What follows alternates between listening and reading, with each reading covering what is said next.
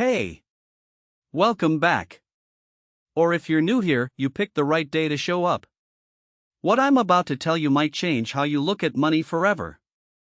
No fluff. No jargon. Just the stuff that actually matters. Let's get into it. You do not have a spending problem. You have a brain timing problem. And the second you really see that, not just hear it, but see it, everything changes. Every impulse purchase starts exactly the same way. A tiny spark fires in your brain. It says, "Buy this now." And your wallet opens before your rational brain even shows up to the conversation. This is called the dopamine loop. Your brain releases dopamine heavily during the anticipation of buying, often more strongly than during the purchase itself. Most of the high hits before you even pay. That's what you're really addicted to. Not the thing. The almost. That rush fades in minutes. Then you're left with the thing you bought and a smaller bank balance. Sound familiar? Good. Stay with me, because it gets more interesting. I want to tell you about Marcus. Marcus earned a decent salary. But every single month, money just vanished. Subscriptions he forgot he had, gadgets he used twice, random online carts checked out at midnight. Marcus finally tracked his spending. The numbers shocked him. He wasn't broke. He wasn't even close to broke. He was just quietly leaking money through 100 tiny holes he never noticed.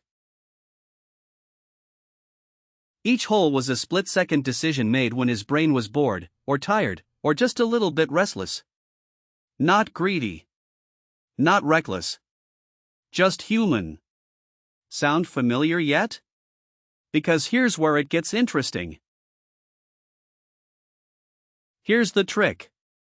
And I need you to stick with me because it sounds embarrassingly simple.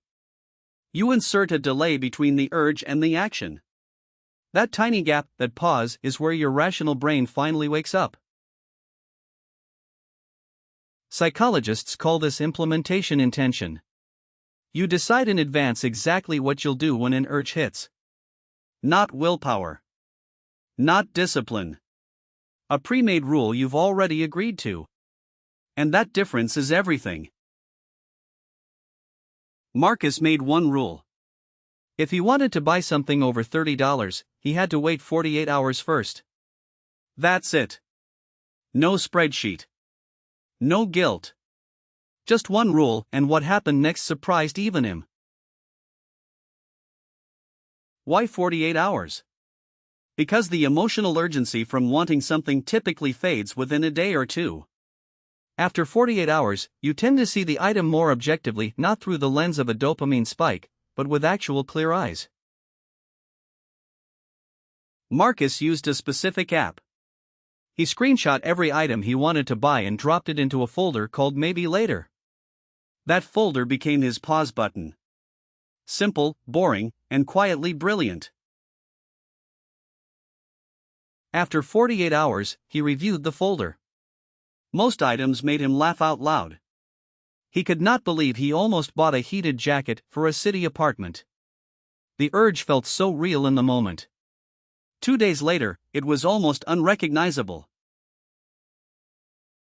Within 3 months, Marcus cut his impulse spending dramatically, he estimated by more than half. He didn't suffer. He didn't budget harder. He didn't white-knuckle his way through anything.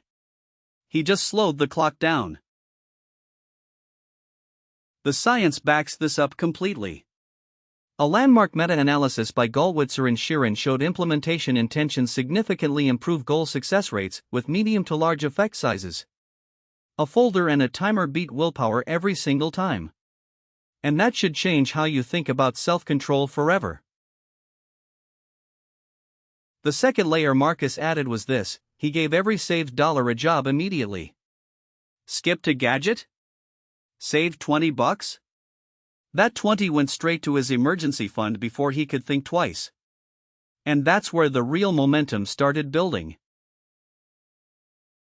This is a friction and substitution technique straight from behavioral economics. You don't just remove the urge and leave a vacuum. You give that energy somewhere useful to go. The brain stays satisfied. Nobody feels deprived. The system just works. You can build this today. Right now, actually.